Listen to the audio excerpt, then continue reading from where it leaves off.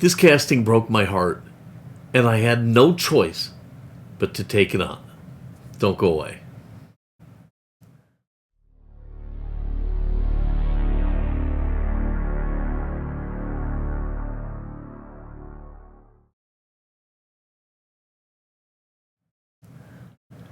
Hello, everybody, and welcome to Fat Guy Productions. I am Paul, coming to you as always from beautiful Las Vegas, Nevada. And I've probably done a Custom Firebird before.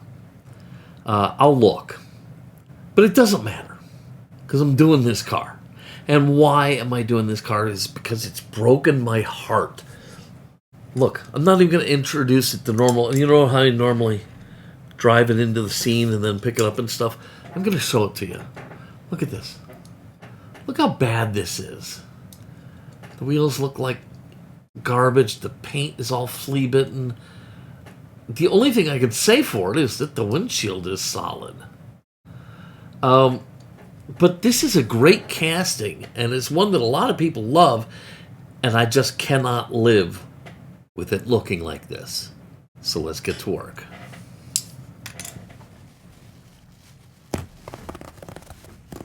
So have you ever had this happen? You're looking for a project, and you go to your stash and you open up the drawer or the container or wherever you've got all your die cast, and you're just kind of rummaging through trying to see what speaks to you. And you see this one sad little die cast just calling out your name and saying, "Please restore me." Well, that's exactly what happened to me with this Firebird, and I just couldn't walk away from it. So I'm going to do that. We're going to restore this Hot Wheels Redline Firebird.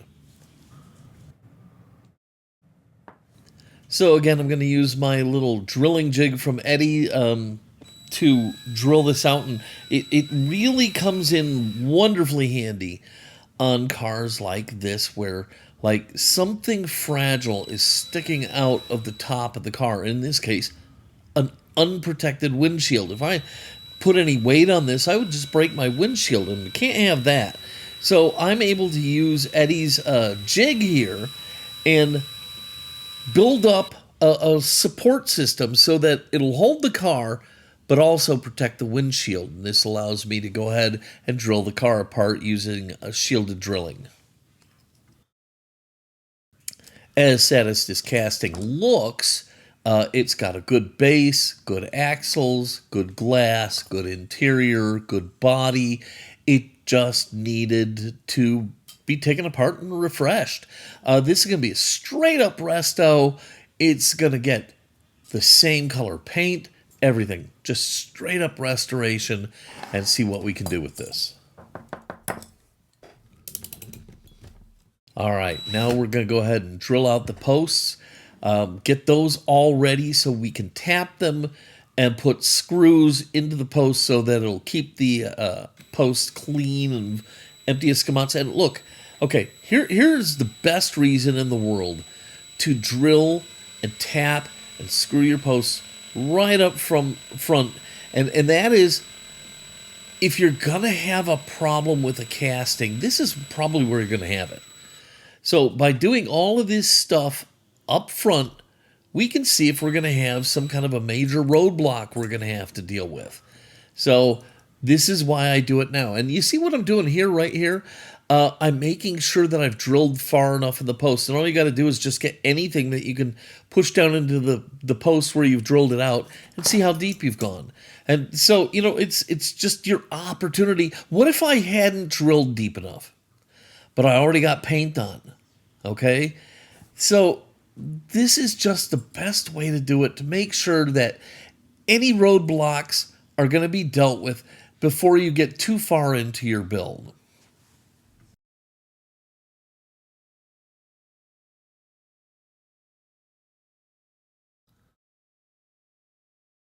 So once everything is done, I will put screws in the drilled out posts. Like I said, first of all, it's going to keep the drilled and tapped post clean and not gunked up.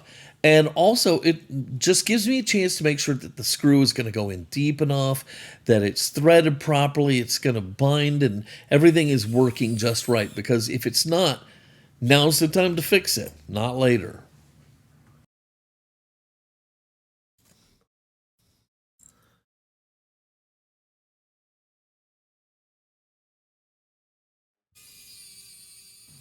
Okay, so everything's apart. The posts are all prepped and ready to go, and it's time to get this body into the stripper. So we'll just open this up, and this is just citrus strip, and we'll dunk it in there. And what I've been doing lately is, because this is so thick of late, I kind of scoop some up into the body, and then I kind of help sink it down into the stripper, and then I'll just leave it for a couple hours.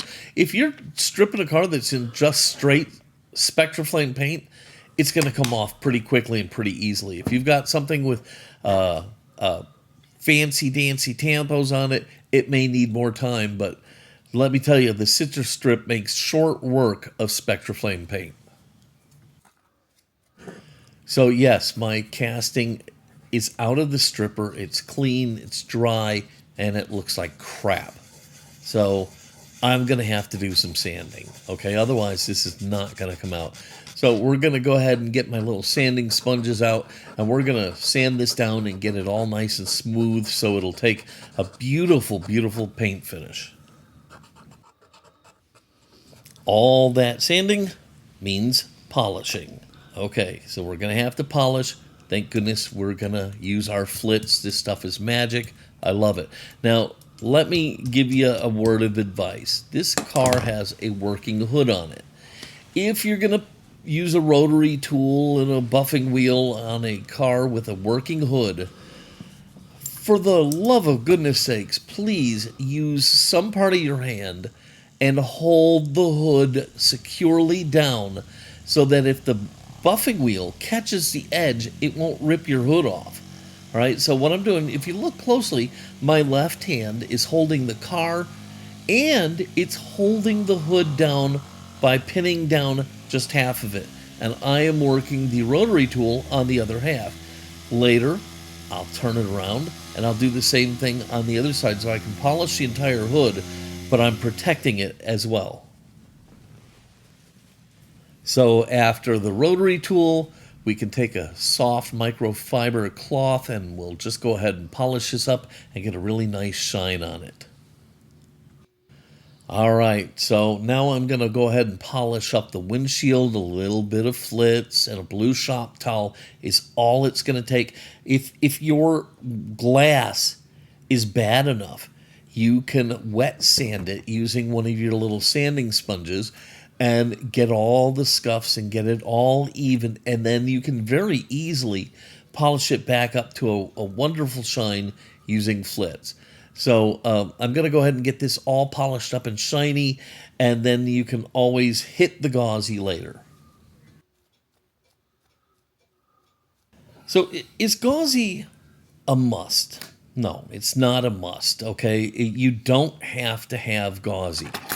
You can really get your glass looking fabulous just with some Flitz and a shop towel. But I'm telling you, there's a difference between great and better than great, and that's what we're shooting for here by dipping it in the gauzy. It's going to make this windshield just look amazing. And because it's so prominent on a convertible like this, there's just no way in the world I would do this casting without dipping the windshield in gauzy. So I figured something out, and maybe I was just stupid all this time. I don't know. Cutting off the old wheels. And I explained to you why I do that, because I don't want to damage the axles or the hubs. I would rather cut off the old wheels. But I used to just kind of take a bite and try and cut a major portion off, but that's not the way to go.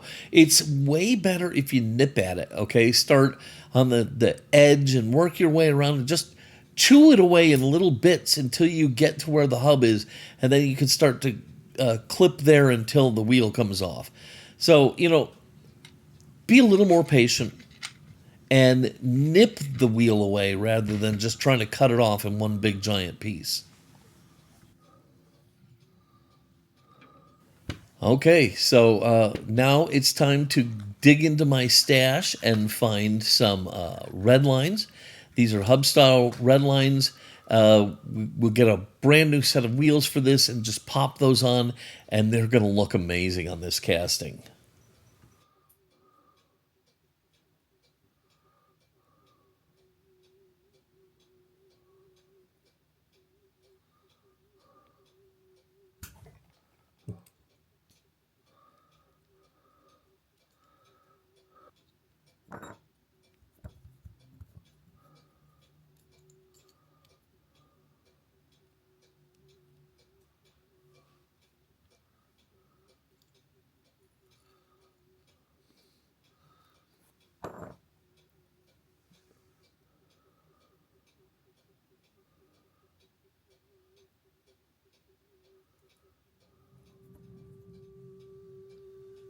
Okay, as you can see, I've got everything laid out here to put the Firebird back together.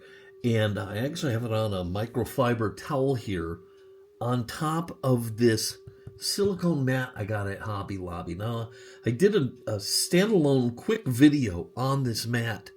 And I told you I'd talk about it as I was doing this and as I was doing the model build of the P-51. And this thing is amazing. $10? $10? Built-in magnetic areas.